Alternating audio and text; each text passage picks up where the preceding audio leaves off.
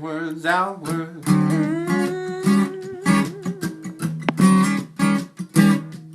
Inwards, outwards. So we have Eric Reinhardt next, and then following Eric will be Eileen Marcus. All right? So Eric, here we go.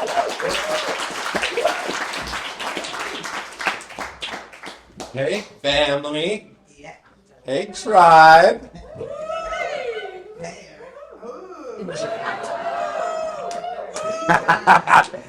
Anybody wants this shirt, they just have to read David Gerbstedt at the bottom and find him online. He's a good friend of mine. Great story. Well, not so great for him, but he was bicycling with his dad 2 decades ago and got run over by a tractor trailer. Every bone in his body broken.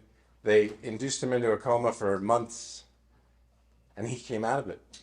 And little by little, I heard a friend of his say, "So you want to be an artist? Pick up a piece of paper and a pen and draw anything, at all, a day. Just one thing a day, And he did that. He made it through. He's a happy three-legged dog owner. So that we're all here in the middle of February makes us all here in the middle of February. But spring is coming. So I thought of this.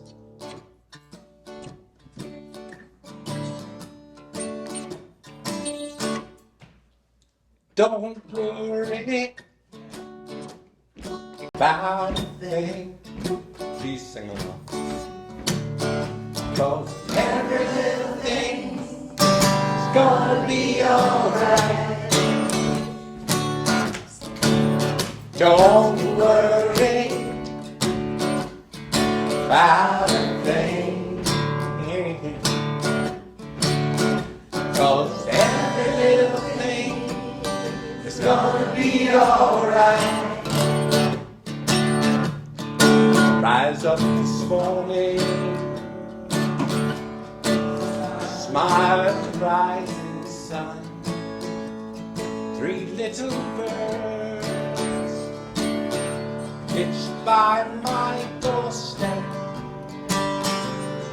swinging sweet songs, melodies pure and true, singing, "This is my message to you." Hey, don't worry about a thing,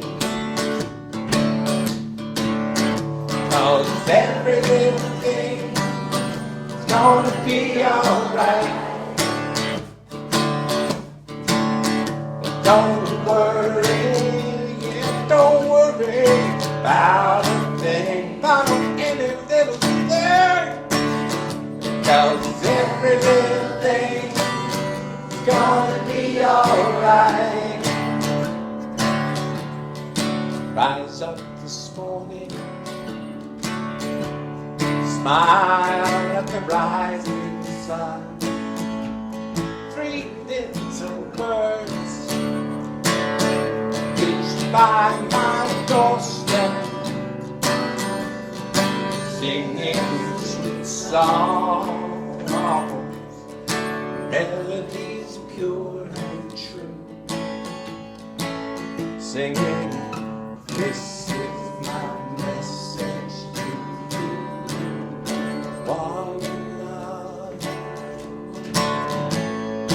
one heart. Let's get together and feel alright."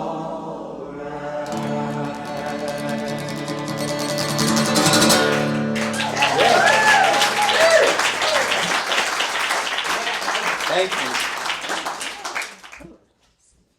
I feel better already.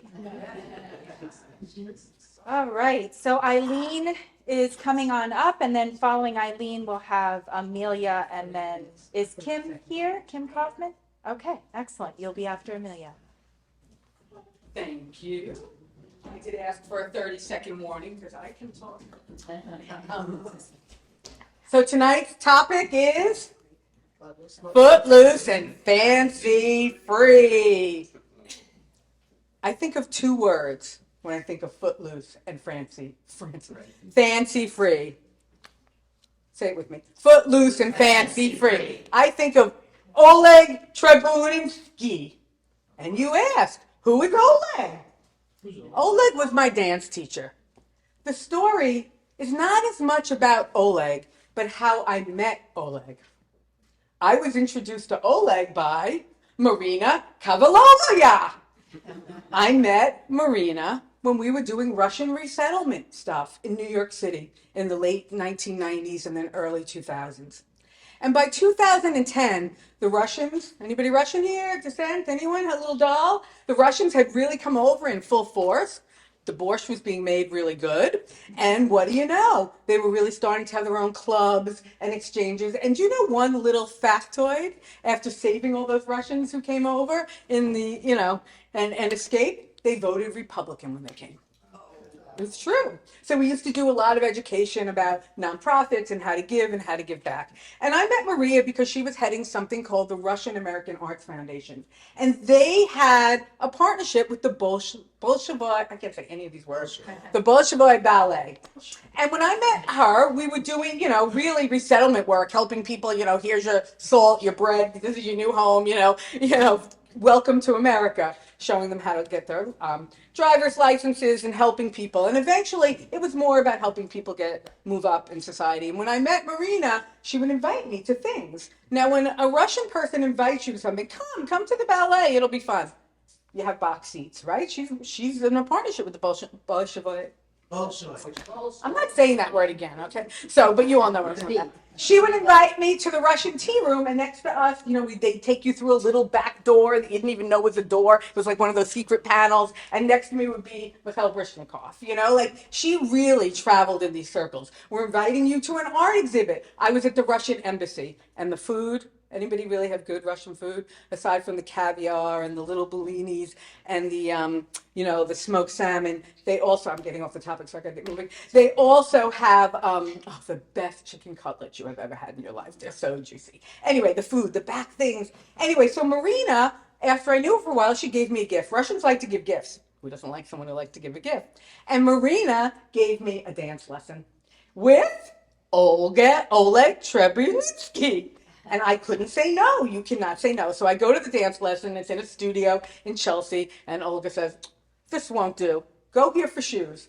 This won't do. Go there for your back work. This won't do. But when Oleg started and had me dance, he had me move in ways I didn't even know my body could.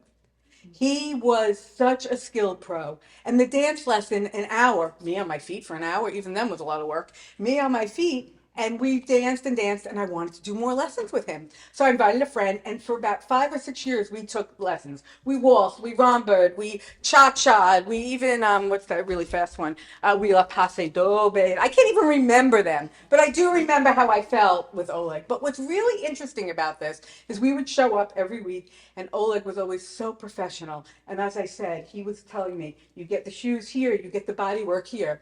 And this was right at the time that Dancing with the Stars was really becoming big. And Oleg was always very professional, very stout, but very also warm and sexy. And one time, we were joking around, and I said, Oleg, I don't get it. Why aren't you on Dancing with the Stars? You got all the right stuff. He says, I'm too old. I said, Oleg, he goes, but my daughter. I said, oh, will she be? He goes, she is. You think I mess around? I'm professional. His daughter was Anna Trebulinskaya, who you might remember from season 2. So I, under 5 feet tall, don't really still get the difference between a waltz, a rumba, a boxer thing, 1, 2, 3, 1, 2, 3.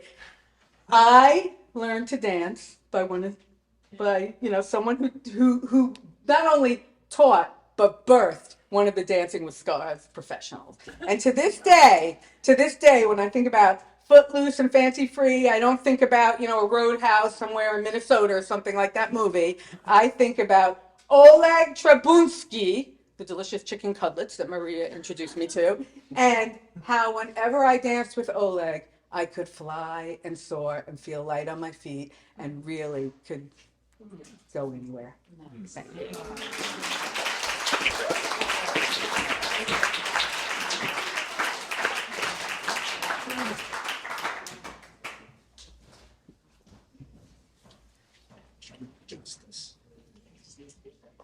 There's a theme emerging of like, it feels like we're going on a journey, right? With Footloose and Fancy Free of where might all of our performers take us tonight. So I'm excited to be on this journey with you all. We have Amelia next, followed by Kim Kaufman and Renee Harvett. All right.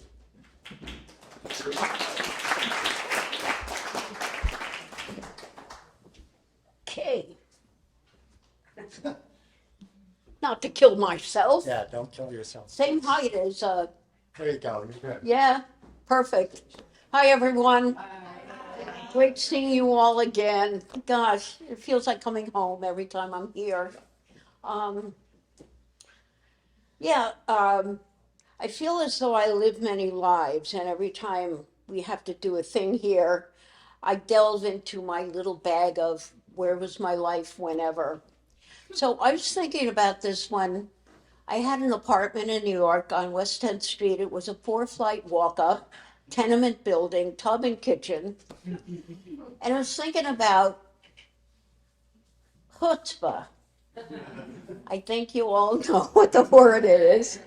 Anyway, the floor that I was on had 2 apartments here with a hall in the middle and the bathroom at the back of the hall, and then 2 apartments here that were fused together. But anyway, my apartment was the one with the hallway and the bathroom. And I'm thinking, what a waste of space. I should take over the hallway and make it a closet and storage. Why let it go to waste? So I guess the boyfriend du jour built a wall there for me, and we closed it in, and then we broke the door down from the bathroom so you could get into the hallway. Well, that was okay, except my friends Bobby and I can't even think of her name, Sally, thought it was a great idea, and they did it too. And then the inspector came by and said, "No, you got to have R2 something insulation and whatever, but you have to have plans and you have to have it approved by someone in downtown." So then my landlord called and said, would I mind filing for my friends Bobby and Sally as well? So I don't know what to do. I mean, I never did anything like that. I have not a clue what to do. But in my mind's eye, I think about a friend of mine once said her Uncle Harry played golf with this guy down in Wall Street. And I figured, well, there we go. So I call the guy in Wall Street and I say, I know Harry. Or I didn't say I knew him, but Harry thought I should call you for help with this thing. And he said, okay, come on. I had an appointment with him. I went down to see him. And I said, this is what we did. And the inspector insists on plans and what have you, and I have not a clue what to do. He sent me down to the New York City architect who drew the plans for me and told me what or something or other we needed for insulation so we shouldn't burn the building down. And he had it all planned out. And no one charged me anything. And you could do this when you're young.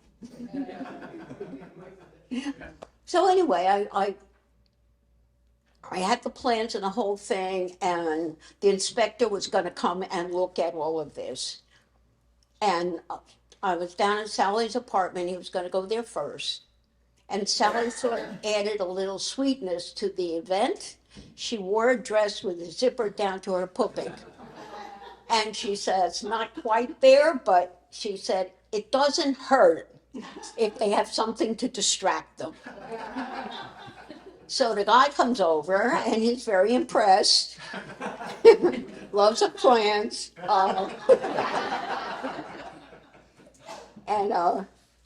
And he's very happy with what happened and how much we've insulated in the whole thing. And so we got our whatever we got out of it. I mean, it's a lot of years ago, so I don't remember what we had to get, but we got it, and all is well. So I'm just amazed at who I was when I was doing this stuff, and it was good to remember it. You know, we live many lives, and I do anyway. And I don't remember them all, but when I have to do IWOW and I have to dig into my box of, you know, who I was, you know, it tells me that my life has been rich and full and wonderful.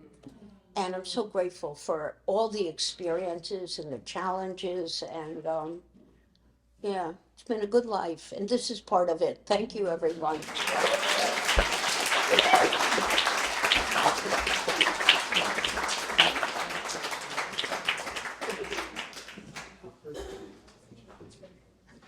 Thank you, Amelia. Kim Kaufman. On deck, Renee Harvett, and then Rosalind Reese. Hi. Hi. All right, it's my first time back since Deb is not here. And it's hard, but Face is Flores. thank you. I'll get closer. But I wanted to read you my ode to feet, and the title is Footprints. Where do we go with our legs in tandem? A first step, forward and fall, into the open, push, reach, plant. Wanting to get there yesterday, today, this way, child's play. Seem to me long-limbed, foot-proud heels clicking, articulation of hip, femur, tibia, talus.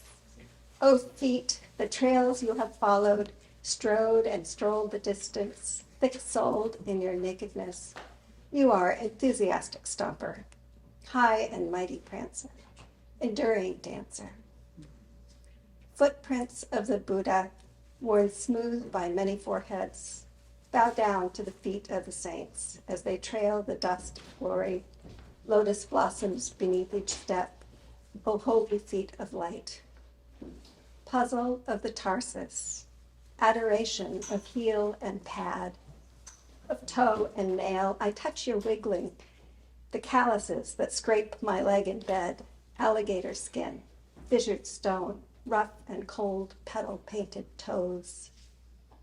Self-assured, hard-knuckled ground pushers, feet, you are mile maker and tickler. Walk on gristle and bone, muscle and tendon, cuboid and cuneiforms. Heel, the behind bone, beneath bone, the striker bone, support bone. Bring me to bed, heel. Bring me to heel at your feet. Bring me to the foot of your bed. Measure in feet the length of this walk, well oiled. Anoint me. Along the lateral ridge, I meander a trail of toes like pebbles. Around the curving shore of your instep, heels tapping toes, rapping foot song.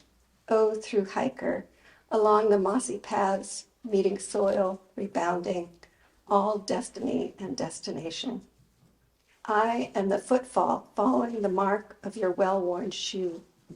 Each moment of balance, each push and fall, a trust in the future, sensing fluctuations, making choices.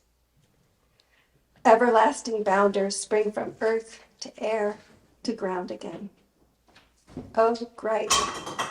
triangle shaped tarp of the arch, every contact a pillar, a touchstone, comfort moving the pad, the heel, our pillows, our bedding. Rocking wheels of push and yield, earth stalker, jaywalker, space talker. Oh, feet, let me lie down with your soles. Let me tread lightly with you.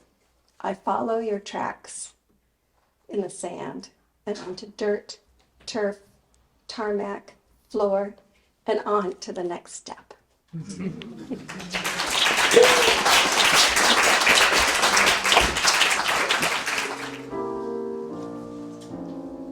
We first have to talk.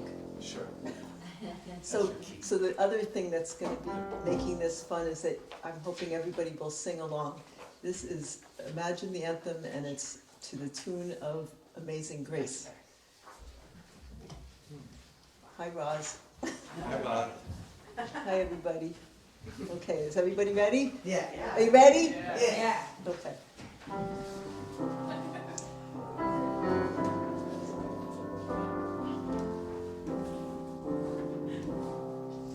Oh, what I wanna see by the dawn's early light is a safe place of world with no reasons to fight.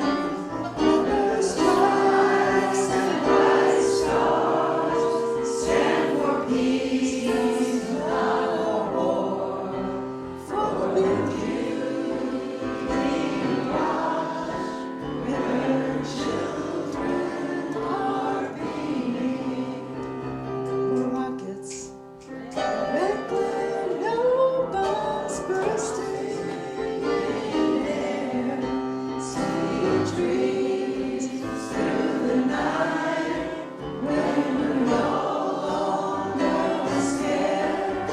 Oh, say, star-spangled banner red waving in a world of peace where we all be safe.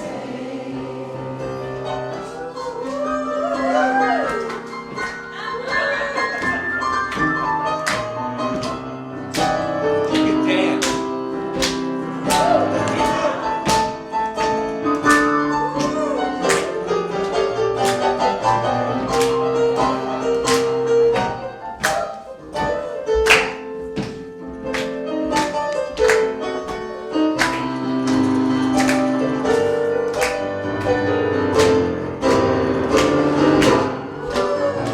What I wanna see by the dawn's early light is a safe, peaceful world with no reason to fight.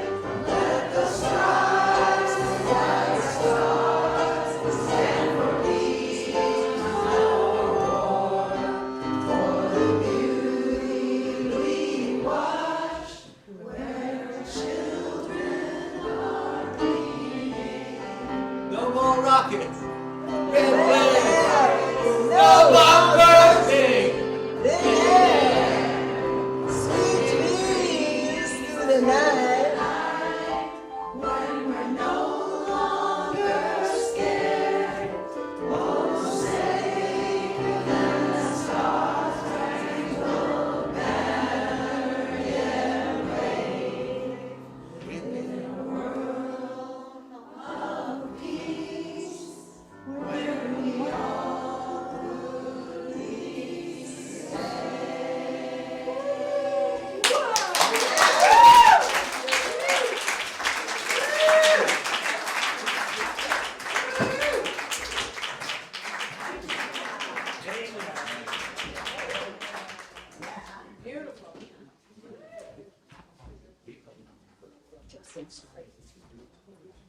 Thank you, Renee and Mark. Roz is next, followed by Ronnie and then Bobby Miller.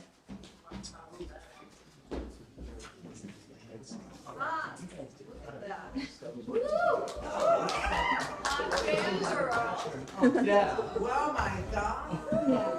Oh my God. Okay, Jeannie. We're in the polka dots for Deb, of course. And the theme is fancy, free, and footloose. So hence the attire. However, what I'm going to share with you this evening, I've been wanting to share for several IWOWs. And back in 2020, I was with my mom, and my mom is a composer, lifelong composer, and I heard a melody. And as her melodies often do, I'm moved. And this particular melody moved me so much that words came through me to her melody.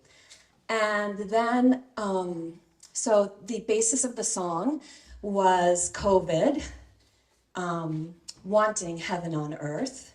And then post-COVID, heaven has come to earth. In maybe 2021, I decided to have someone record the song.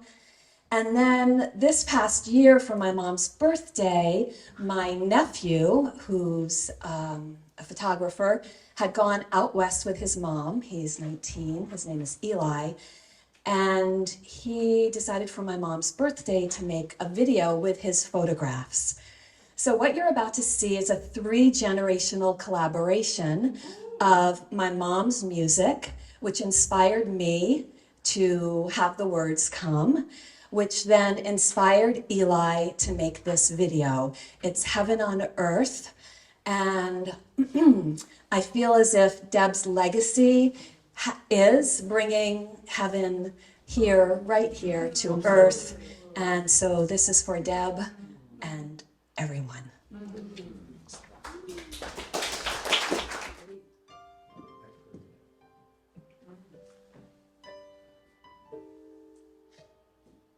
Oh, how I wish for heaven on earth, where love ignites a great rebirth. And oh, how I wish for heaven on earth, where love is our song.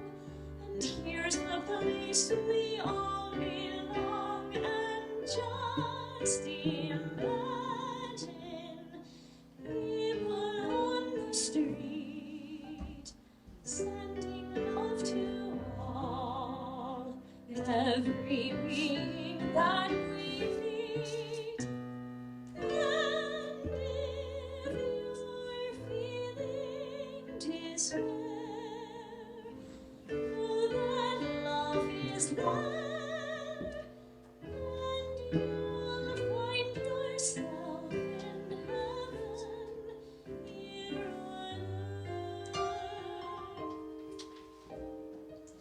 Oh, how I love that heaven's on earth, heaven's on earth.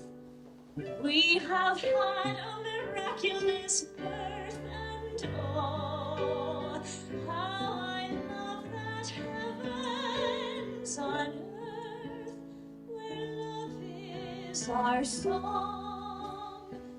Here's the place we all belong. Now look and see people on the street, walking hand in hand, sending love to all we meet. And because we all care, love filters through the air,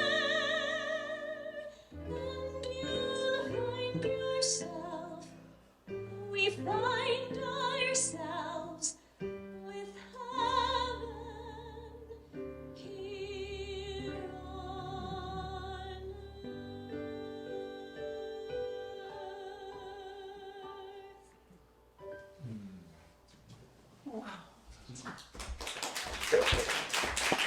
earth. Thank you. Thank you. That's very nice. Thank you. I don't know what to read. I was thinking after the last few readings that I've done here that I should read something that isn't filled with historical vulgarity. And so the choices I brought was, of course, the Lost World of New York City, or for Joan of Arc. So I'm going to read for Joan of Arc because the energy is just so beautiful right now. This is a true story.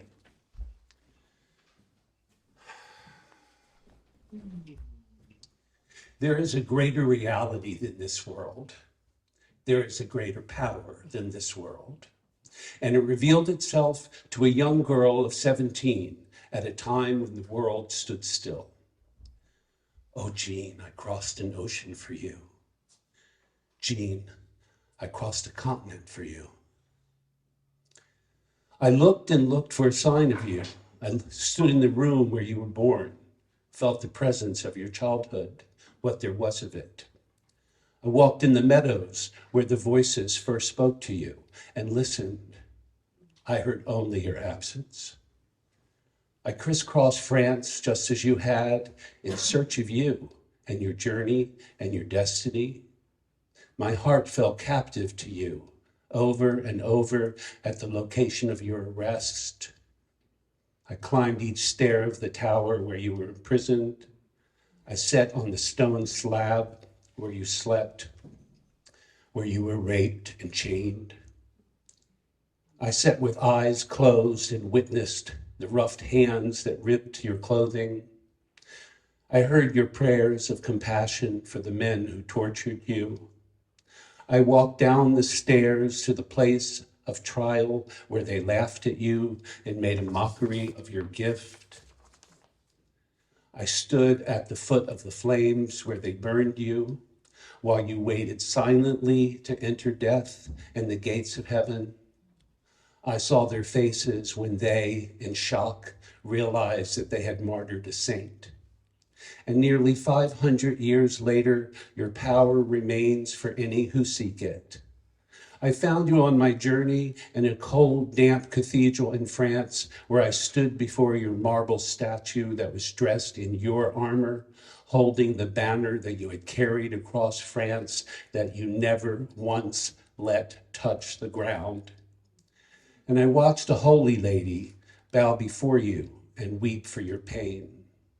As her tears fell at your feet, I saw with my own eyes the breath of the divine enter the statue, and I watched without blinking the chest rise in unison with my own. I saw the eyes open just long enough to show me the blissful joy that was your inheritance. I was the perfect witness. No one could tell me differently. And I saw the statue resume its cold stone reality, but I never resumed mine.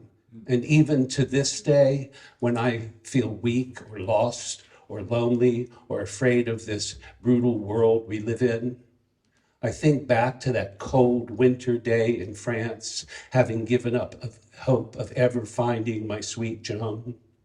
And I think on you, and I am made stronger. I am helped to endure whatever it is at the moment. And I know dreams do come true, and that the truth was your message. Follow your dream to the end, no matter what. And Joan, I love you still, and I call out your name to the ethers. Jeanne d'Arc, Jeanne d'Arc, Jeanne d'Arc. Thank you.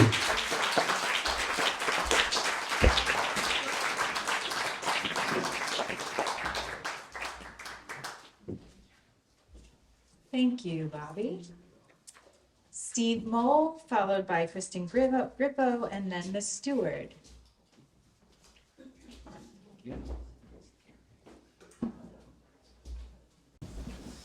Hello.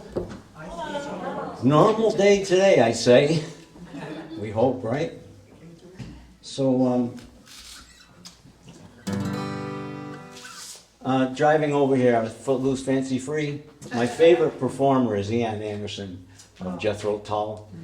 23rd studio album just came out this year, or last year, and now 24 is coming out. So, yeah, he's pretty footloose. So a while back I was reading a book called Crazy Heart. Of course it was about a country singer. Not of course. And then a movie came out called Crazy Heart, about a country singer. So this song is not called Crazy Heart. This song is called You Could Say. And it was the number one on the charts back in 2015. Oh, did I say it was number one on the country charts? No, number one in my mind. All right, You Could Say.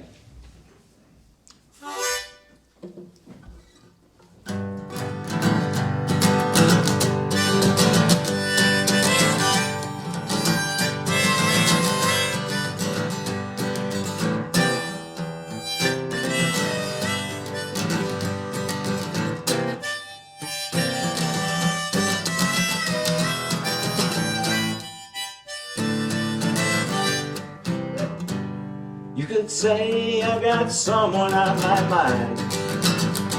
You could say she was my friend. You could say I should forget about that girl. This crazy heart never gonna mend. Well, you could say we really had our fun tonight. You could say what's done is done. You could say I should forget about that girl. This crazy heart's never gonna mend. So please don't tell her, no, don't tell her I still care. Please don't tell her, no, don't tell her I still think of her. Please don't tell her, no, don't tell her I still in love with her. She'll only break my little heart again. Again?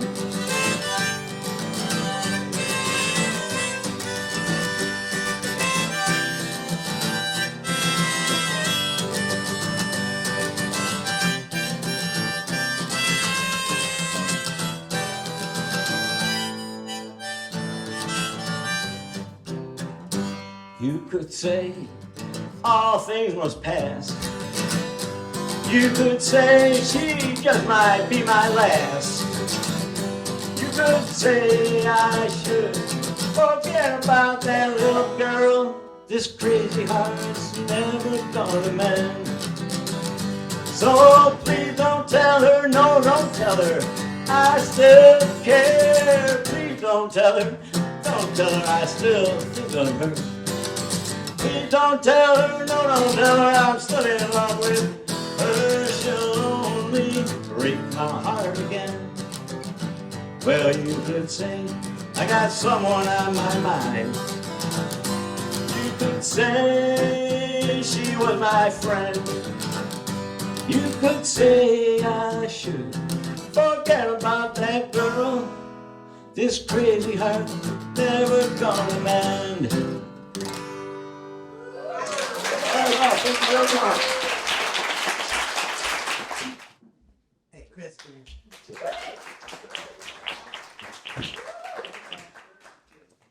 So my junior year of college, I moved off of the SUNY New Paltz campus to my first apartment, ubiquitous rite of passage. And it was awesome. It had orange countertops and it was like very 70s in the late 90s. And it was decorated with everything vintage. And it was moved in with my two best friends. Now, if that wasn't enough, the house that we lived in was actually 3 apartments. So we had the 3 of us on the ground floor, and upstairs was an apartment of 5 more girls. They were a little bit older, most of them, and in the basement was an apartment of 2 more girls. So we very quickly became an ersatz sorority. there were 10 of us living in this house, and as weird and different as we were, it made sense. We were artists and musicians and stoners and weirdos. And one of the things that we had in common, the most important thing, was that we loved to get down, and we would find any opportunity anywhere to go dance and groove it out. Now, at the time, you know, we lived in a college town, so there were opportunities to do so, at the bars, at frat parties and such. But those places and venues were, you know, fun, predatory at worst, right? And somewhere along the line, somebody realized we could have our own parties. And so launched an era of some truly epic, epic parties. And really the whole reason was so we could dance. I mean, it was also so we could like, you know, find people to make out with and flirt with and all the other things. But it really came down to the dancing. And we had a friend, John Valley. He was a hobo couch surfer. I don't know if he actually had an apartment in New Paltz. He pretty much just, he had like a jar of peanut butter and a 6-pack in everyone's fridge, like in town. And we loved him, and he was always around, and he and his friend Kabir would intermittently DJ our parties. And on the day of the event, he and I would go to Village Pizza. We'd pick up the kegs of Honey Brown, which, like, I hate beer, and Honey Brown was like, I guess maybe like a titch step up classier for us than Budweiser or Heineken. So we'd buy him a slice of pizza, we'd get the kegs, flurry of attention all around the house preparing, and we would thoroughly enjoy ourselves. He always ended the night with Kenny Rogers, the Gambler. No one to hold him, no one to hold him. So I in preparing for this, and there's many longer versions where I can recount every single one of those girls, but there's not time because they're all so amazing. I can feel the ways that moving and grooving in that way with people you love, that there's nothing else like it, right? And also, you know, for all of the insecurity I've had throughout my life, especially in my early 20s, it's been fun to remember, to imagine what coming to those events might have been like for, you know, like a young dude. These 10 women, young women, like totally fully in their power, like fully feeling who we were. We would charge whatever the hell we wanted. One of the more responsible girls would walk around with the cups. You know, there was like, you know, the smoking den and the dance floor and the more intimate spaces. And to be, I think, like, I was feeling insecure. Meanwhile, I think folk were pretty damn intimidated, right? Like, holy shit, you're going to this house with all these goddesses. And we knew, like, you know, okay, the whole thing about like life is fleeting. It's all like we knew it, but we also really, I think, were so aware of how special that time was. Yeah, there were the Halloween versions were even more epic. One year, the three of us were virgins, which we thought was funny because we were. So we wore like, we made keys and yeah, we had keys around our necks and just like little white slips. And that was like our secret trick because we were trying to not be virgins for a very long time. And I, like I said, revisiting this memory has given me that feeling of what it is to be able to move in your body in a space with the people that you love and some of your best girlfriends. So much so that these women still love to dance, and one of them is actually getting married in June.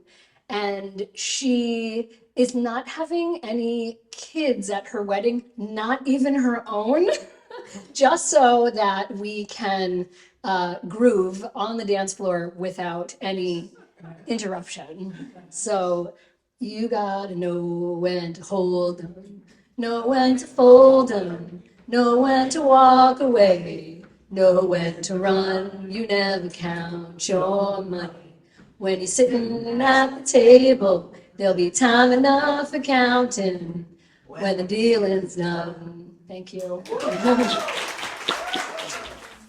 And I couldn't come up with anything, but I thought the last time I performed here, and the rate at which my leg was shaking could constitute the Footloose and Fancy Free. So we'll see if that happens again.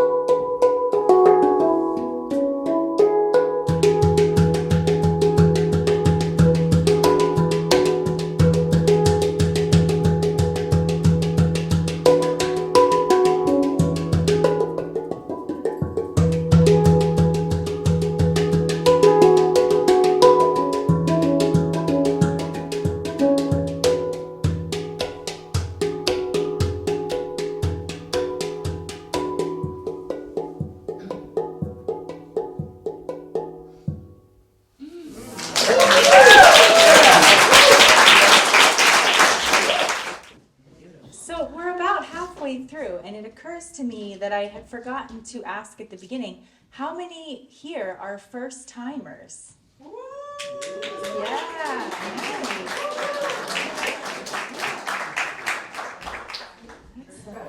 Excellent, welcome. All right. So next up, we have Sonia, followed by Jeannie Bassis, and then Katie, our first timer, will be up next after Jeannie.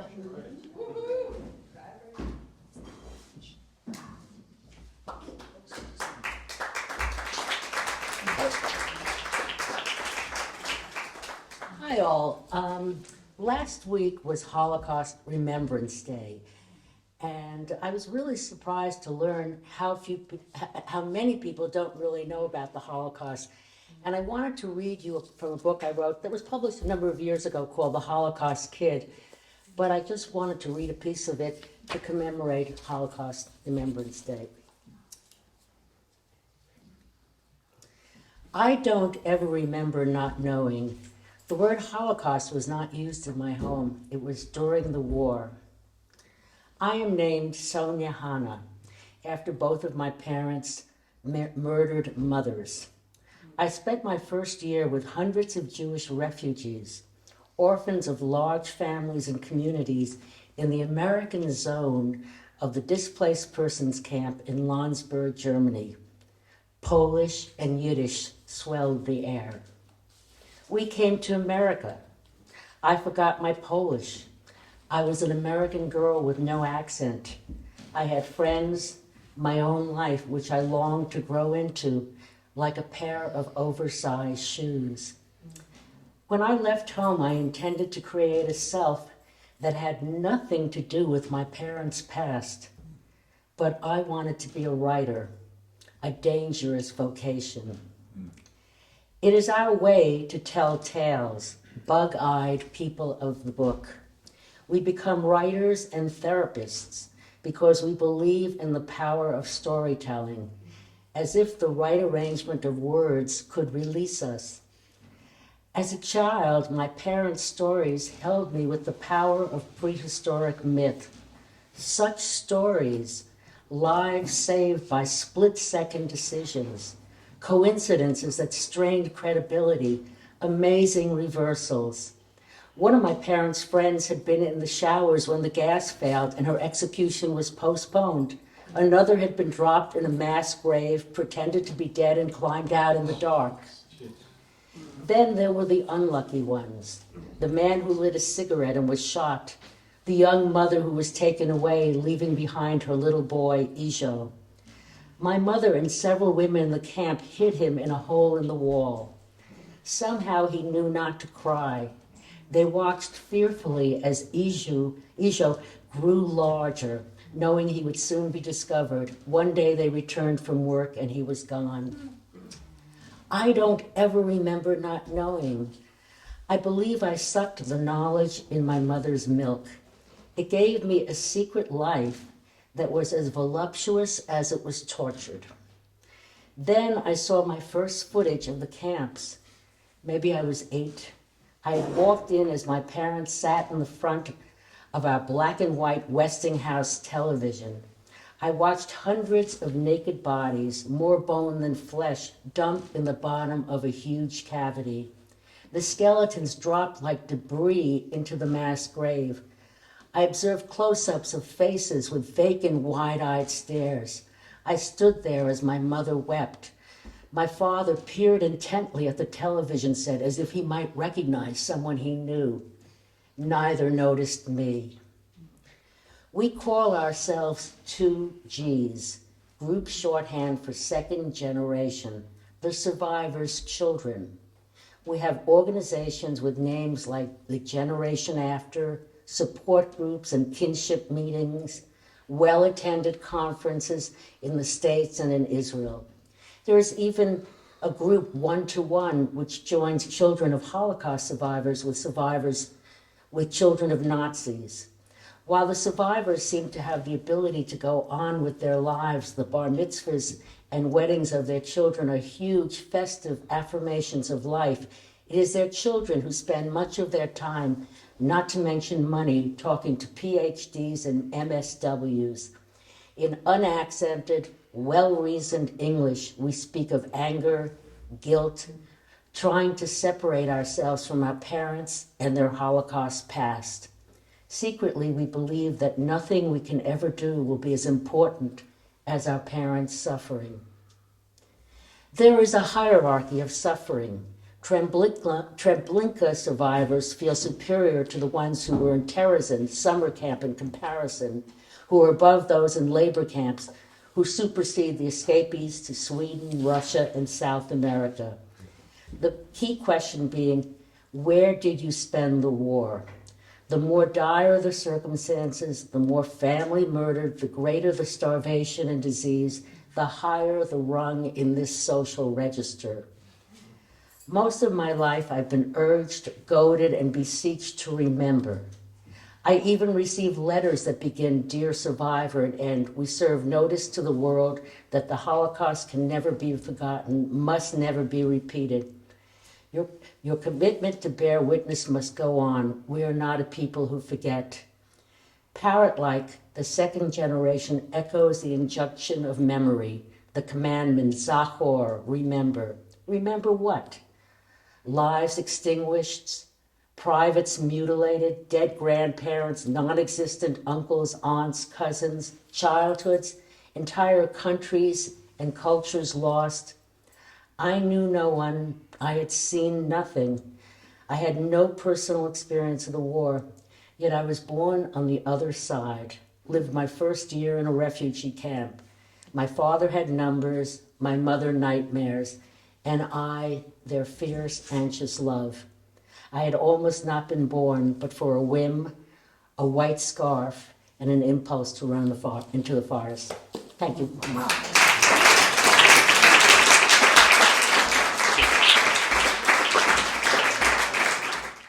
Hi, IWOW crowd. Decided I wanted to learn this song a few weeks ago, and I have heard Deb cheering me on as I've been learning this song, laughing her head off. You know, for those of you who didn't know Deb was an enthuser of everybody's skewed versions of anything and creativity. Deb said, "Yeah, do it, yeah," to pretty much everything. And especially me learning a song I never played before. So you all know this song probably. If you do, you're showing your age, and if you don't, I hope you know it anyway. It's the first song I've ever learned by Mr. Bruce Springsteen.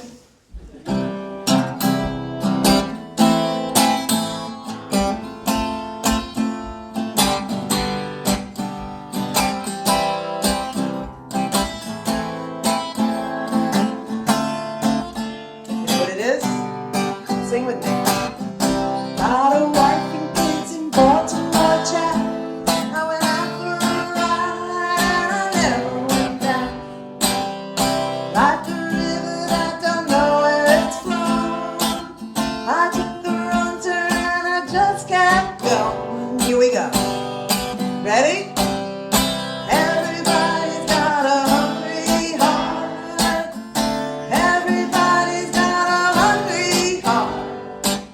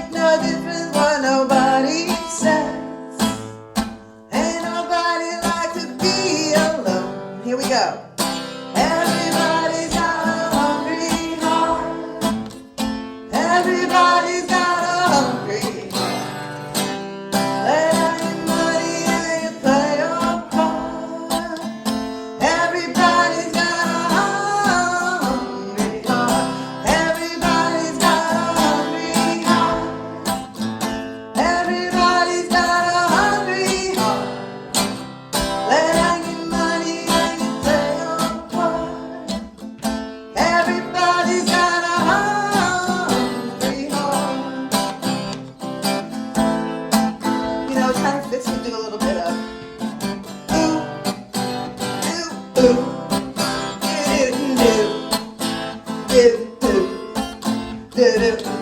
make it up.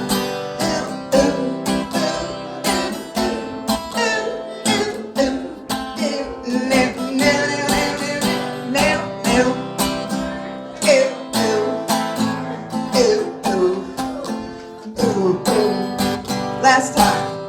Everybody's got a hungry heart. Everybody's got a hungry heart. Lay down your money and play your part. Everybody's got a hungry heart.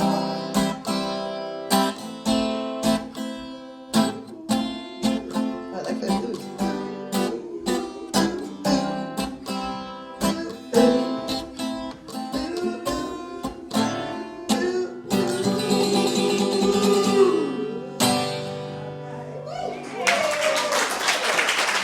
Thank you.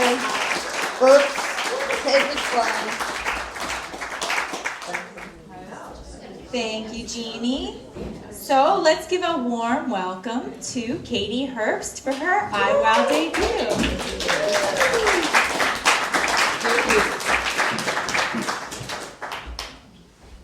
Thank you so much. I feel so very warmly welcomed. Last year I set a goal for myself to overcome my crippling stage fright, and I didn't succeed in that goal. Instead, I got entrenched in a very prolonged season of heartache, and music became very much an inward. Actually, I stopped playing altogether, and then it became a very inward experience. But I started writing music a couple months ago, a lot of it pertaining to my heartache, and now in this new year with a goal to also continue working through stage fright, but sharing music as well. And heartache music doesn't really feel too much in line with the theme of Footloose and Fancy Free. But there's one that I wrote that brings me to a river. And this song brings me to a space next to a river watching water and just embodying and learning from the spirit of the water that moves. And Footloose and Fancy Free to me is kind of like free of attachment, which water is to me. So, thank you. And this is called a Merlin. It's a very footloose and fancy free instrument.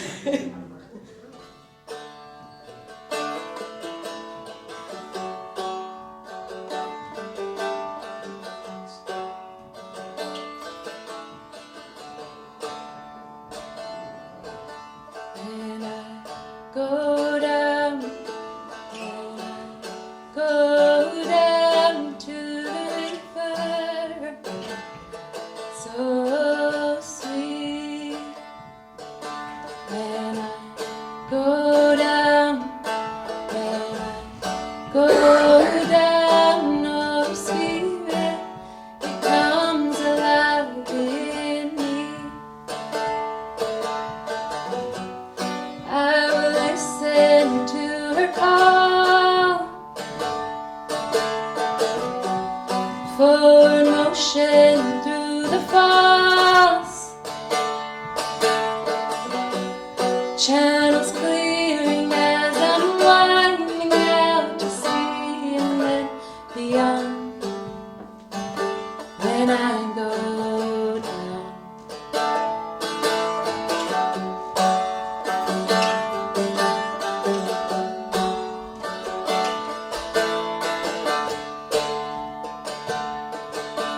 the waters know, the waters know of the wisdom of deep release. The waters know I'm letting go, and I'm flowing through all that troubles me.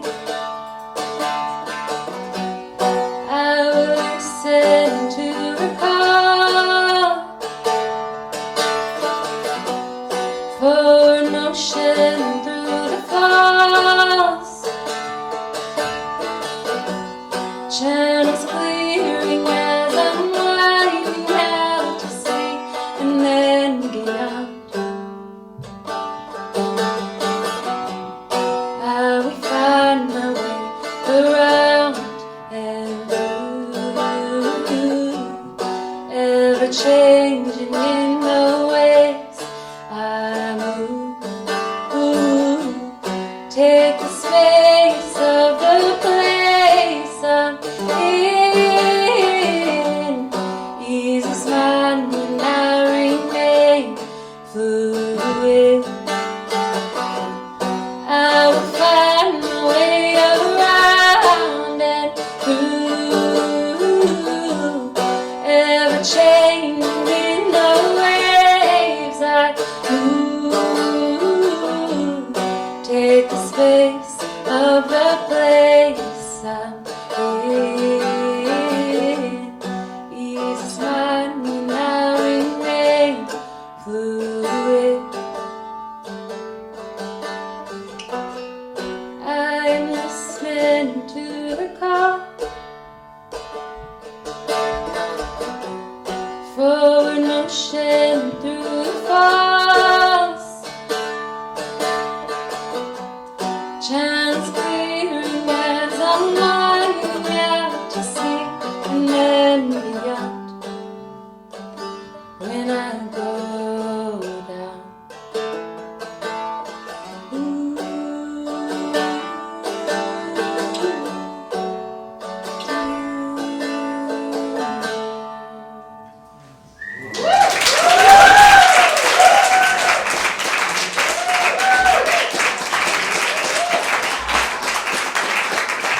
Start my story. My father. Your father. This is my dad. When he was 16, noticed the painted legs, because back then they couldn't really do the photography that well. And he's Polish, or was Polish. My mother's Ukrainian, and so the accordion. We lived in a wonderful neighborhood. My dad had a little polka band, just a little one. The community in Pittsfield was right near the Ukrainian church with all the beautiful traditions, and was near the Polish church. And there was just lots of love and music. I'm getting a little nervous here, but that's okay.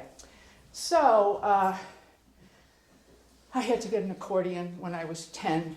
It had 12 buttons on it. This one's got a lot more. And I had to learn the accordion. I don't know. I have to put you down there. I don't know if you're going to stay up here. Okay. So anyway, you've got a piano, you got buttons, and you got a bagpipe kind of thing like this. And it took a long time with 12 little buttons. On my 11th birthday, this is what I received as a treasure. And it is a treasure. My parents really couldn't afford such a beautiful treasure. Mother of pearl, pretty buttons, an 11-year-old girl, and the case was just like my dad's case. He had a bigger accordion with a big blue, it looked like a suitcase. And so I think I have to do a little bit of this. Oh, tough to get old. This accordion is 60 years old. I got it when I was 11. Has never been touched. It hasn't had a reed done to it. And so now I really had to practice. I did. And I did. And in that wonderful little neighborhood in Pittsfield where I was brought up, my dad and I would play songs on Sunday afternoons in the backyard. Nice sunny summer and fall. And the neighbors would kind of come down from this house or that house, bring a beer, something to eat, or maybe just conversation. That's how I was brought up. Until my dad passed when I was 20. He was 43. And it was a tragedy. It was a catastrophe in our family. Obviously, it was my mother, my 9-year-old brother, and my 20-year-old self. And so, many, many years after his passing, I'd take this out and I'd play songs. My father couldn't read music. He made me read music, but the songs I remember are not the ones I learned. from roads and from my ear. And every year, I'd take this out. My mom and I would sit down, and I'd play his songs, his music. We would cry, we would laugh, and we would have our memories. And so, that was she passed 17 years ago. I haven't had it out much. So I'm just warning you. I'm doing my best here. If you clap, that's good. You won't hear the mistakes. Stomp your feet, that's good. And I just thought this was... So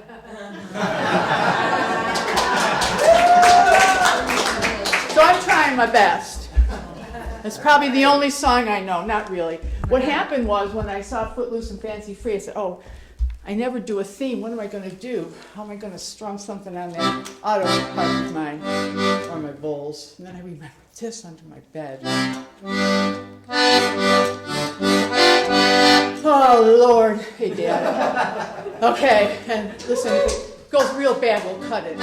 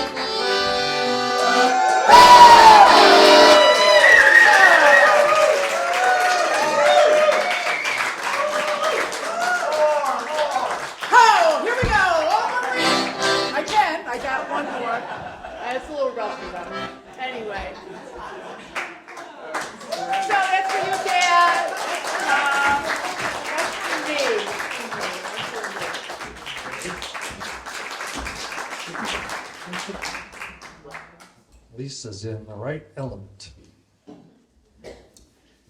Chapter 1, The Visitor.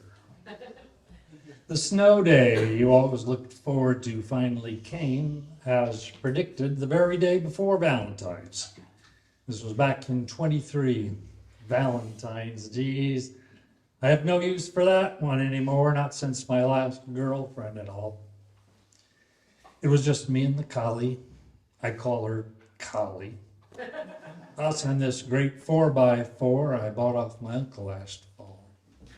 I was ready, had the truck loaded with supplies for a long weekend up on the lake. So I got up around 5, shoveled out the driveway, and put Collie and me in the front, with me in the front, and took off. 5 hours later, I was at the entrance to my land, the so-called driveway. I dropped the blade and began the long job of plowing the curving path leading in a quarter mile and then down the slope to the cabin overlooking the lake. 2 hours more of that, and then shoveling out the side door of the cabin, and we were in. I lit a fire, made a can of beef stew or something, one for each of us, and fell asleep on the couch by the fire. Yeah. But we both awoke at the same time. The only sound was the slow crackle of dying embers in the fireplace. I turned on the electric heater. Callie whined. I opened the door to let her out to do her business, but she wouldn't go. She looked at me steady in the eyes. It made me think of my shotgun still locked in its case in the back of the truck. I opened the door to go get it, and she barked and then cried and barked again, looking at me. Then I heard a creak on the ceiling. Really, the floorboards upstairs. I held still. Collie looked scared. Her nose twitched. I would twitch mine too if I could smell whatever was creeping around up there. Then another creak on the floors. My blood went cold as the air. I unbuckled the knife from my belt. looked up at the ceiling as if I could see through it. Then we heard a small voice. Hello, down there? Hello, who are you? No one? Don't hurt me, please. Come on down right now. And then I realized that it was maybe a woman or worse, a kid. I said, I mean, are you okay? Down the stairs came 2 feet in socks, followed by 2 legs in long underwear that looked a lot like my Christmas set, followed by a long plaid wool shirt, definitely the one in mothballs up there, with bare hands on the rail and then the face or the head, with a knit cap pulled over and a pink nose and squinting eyes looking down. Collie barked 3 times and I touched her head. The girl, I thought it was a girl, stopped midway down the stairs. I waved them on down. They stood on the last step, still looking down. She or he was about 5 feet tall. Collie pulled away from me and sniffed the guest, looking back at me for signals. You hungry? They nodded. Here, sit on the couch by the heater. You have shoes? Nodded. Upstairs? Shook their head. Pointed outside. In the snow? Nodded. Why do that? Supposed to? They said. No shoes in a house? Jeez. By the end of the hour, she, cap removed, they were a she for sure, she had sat in the kitchen and told a scrap or 2 about what had sent her here. Nothing to do with me, I was glad to hear. The kid looked like she was just 8 years old, but then she said, Cali girl, in some sentence about her back in Albany, and I was frozen in the blood again. Cali girl is the name my girlfriend used with the dog, her dog, my dog, here. The one she, Christiana, had sadly left behind the day they took her to county jail some 2 years ago. Are you Jenny? I made a good old leap, half out of fright, half out of love, half out of the fun of jumping to the end of 20 questions before all the evidence is in. I was, yeah. Hi, Mr. Murray. I mean, jeez.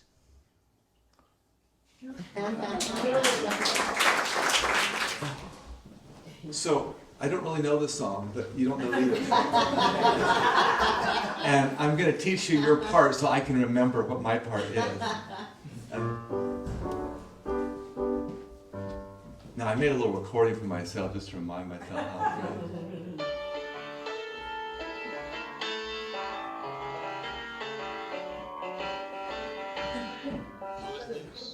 Okay, it goes. So your part goes like this. Footloose and fancy free can be possible for you and me. That's it. Footloose and fancy free can be possible for you and me. That's your part. And that comes at the end. That's the sing-along part. Okay, so here we go.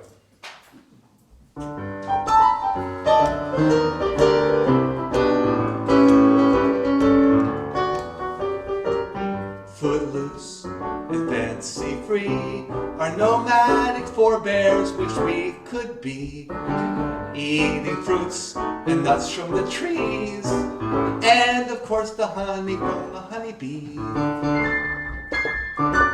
Footloose and fancy free, it's never too late to dance with glee, moving in concert under the bowers that be, in Mother Nature's symphony. It's not that there aren't boundaries, sometimes we really need them, but I also have found that these can compromise our freedom. And I suspect if we tune in to the love around inside us, we would finally find the universal mind might be allowed to guide us. Footloose and fancy free, is it simply a fantasy? is it the way we simply be if we live in our inborn divinity? Here's your part. Foot and fancy free. Would everybody come on and just sing with me? Footloose and fancy free. Can be possible, can be possible. Again. Footloose and fancy free. Can be possible for you and me. Footloose and fancy free. Can be possible for you and me. Improvise now. Footloose and fancy free. Can be possible for you and me. Footloose and fancy free. Can be possible for you and me. And now here's the new part of the song that I'm just making it now. I'd like to thank Dad for creating iWow. Yeah. I love you, Deb. I know you're not gone. It's been 35 years or so, and you know I love you so. Thank you for living on in Iowa.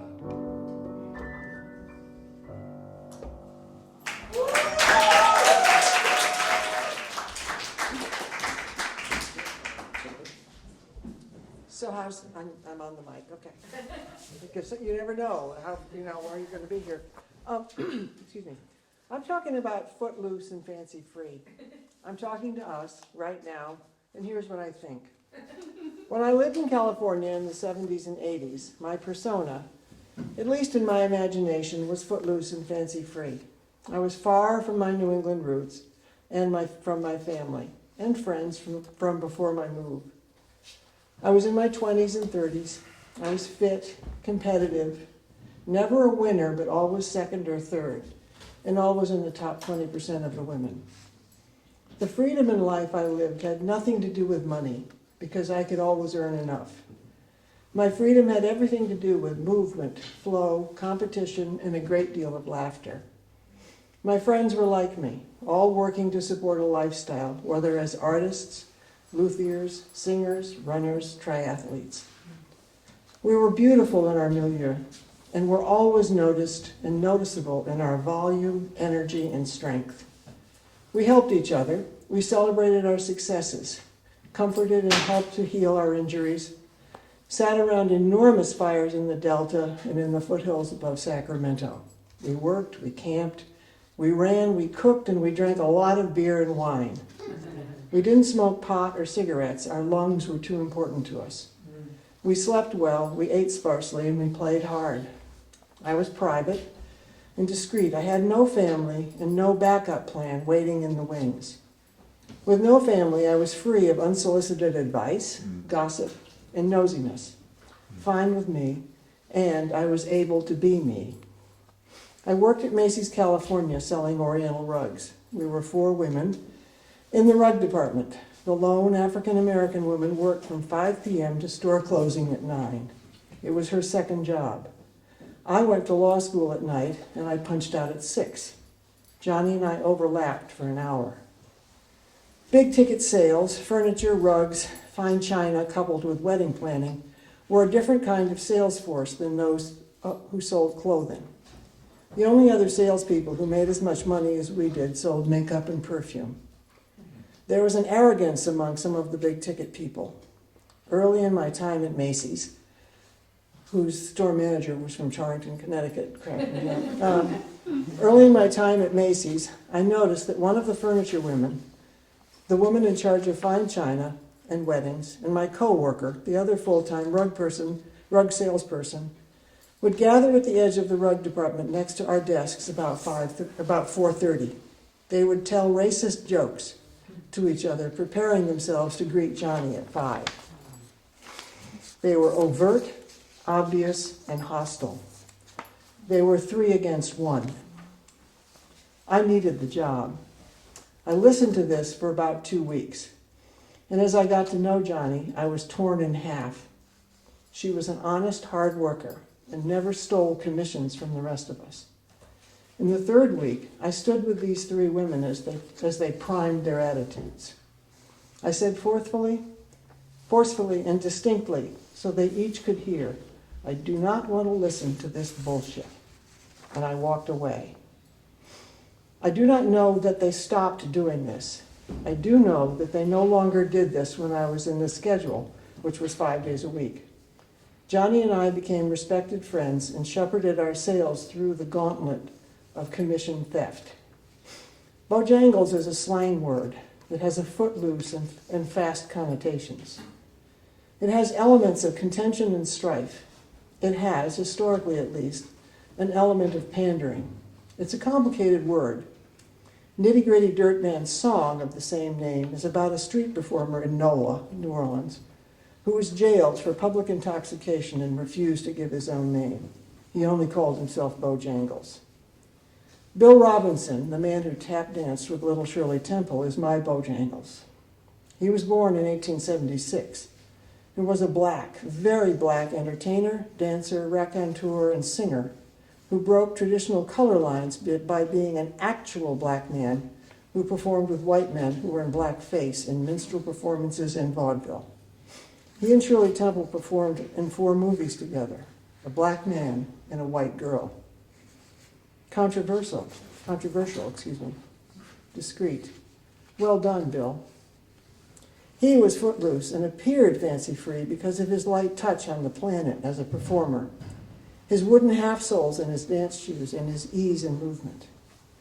His stage persona with Shirley was kind and fancy-free. In private life, he was a fighter. He had been falsely accused, jailed, and then pardoned. He pushed and broke barriers. He was a man of courage who knew how far he should go with an idea, but always went a bit further.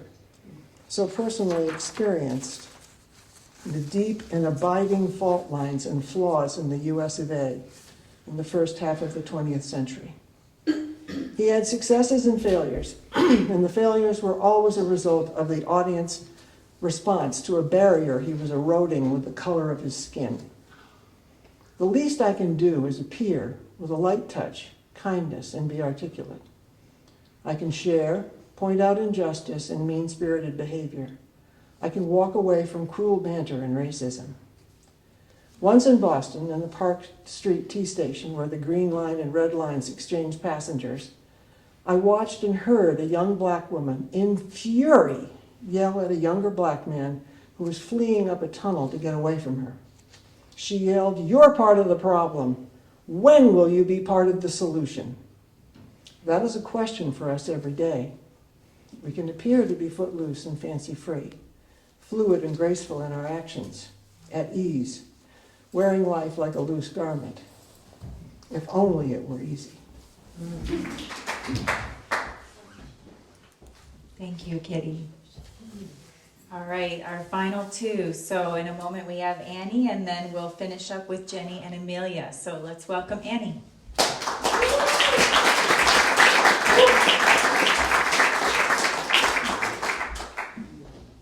I don't know what I'm doing up here again. You're awesome. Every time I come up here, I'm so afraid. And I can't tell if I'm really hot and sweaty or freezing and shivering. I can't really tell what's going on. My mouth is dry, and I don't know if I'll be able to remember this song, but this has nothing to do with the theme. I didn't know I was going to do anything tonight, but I feel like I just need to keep pushing myself into these places of where I find my edge and just play the fool if need be. But I love music, I love to sing, I love art, and I love how we hold space for each other here. So this is a Spanish song. It's not an original. I felt like that would be too ambitious to share an original tonight. And this song is about calling in the 4 winds, from the mountains, from the sea, from the jungle, and from the desert. So you know at least what I'm bellowing about up here. I don't think I need the microphone, but if I'm wrong, let me know and I'll step up. So before I start, if you could just all join me in making a sound, because I need to push some sound out before I start. And stretch, so just one more.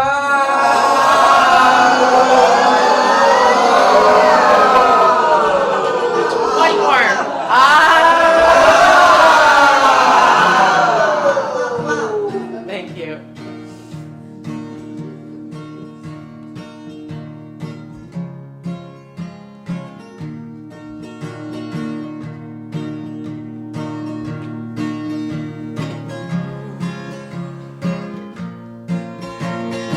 viento y prende la mañana el viento no está cerca el viento viene de la mañana el viento no está cerca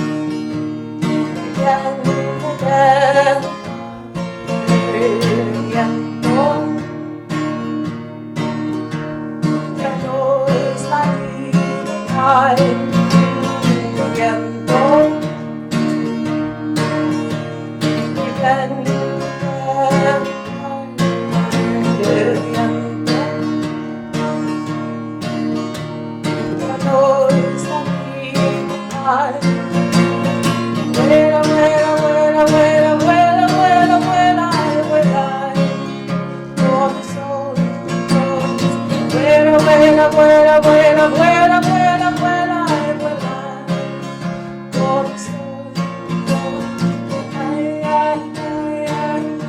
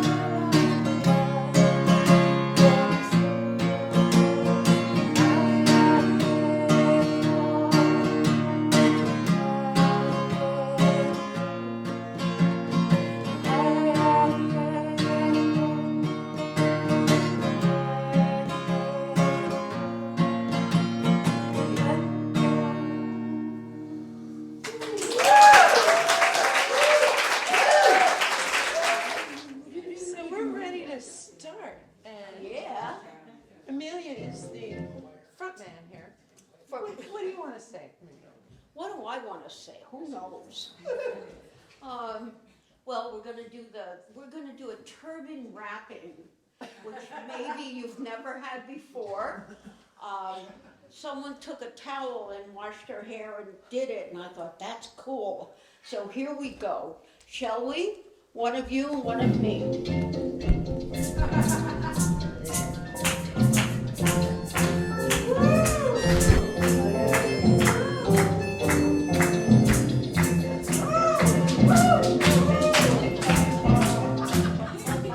Yeah.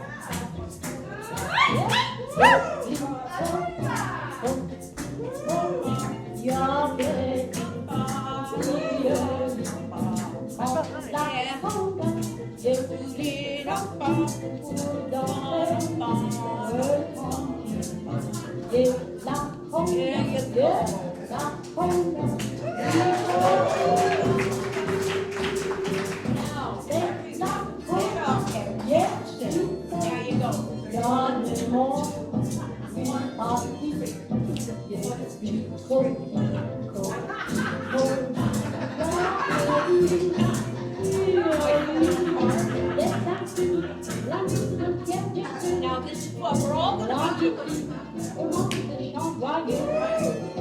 Dans les cœurs, l'amour c'est ta loi vainqueur. Puis nous ne donnons, chacun la redonne. Mais bientôt, la course devra finir. Les photos verront le soleil venir. Puis le jour, on monte des racontes. Voilà dans la gloire, regarde-nous sur la rivière.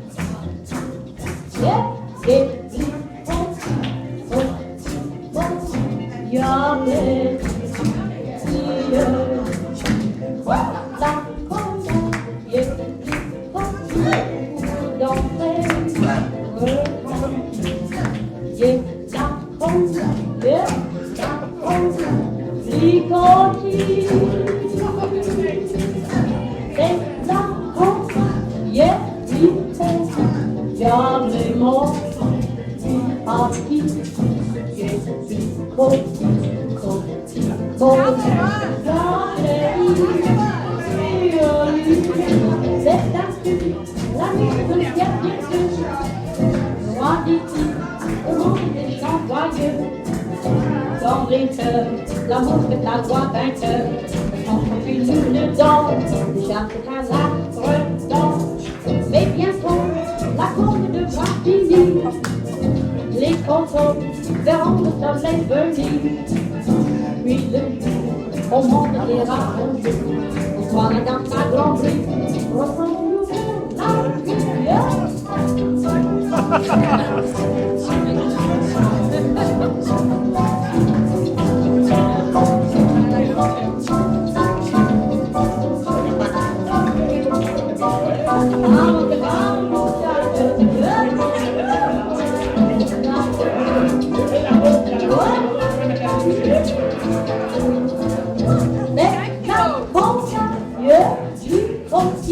La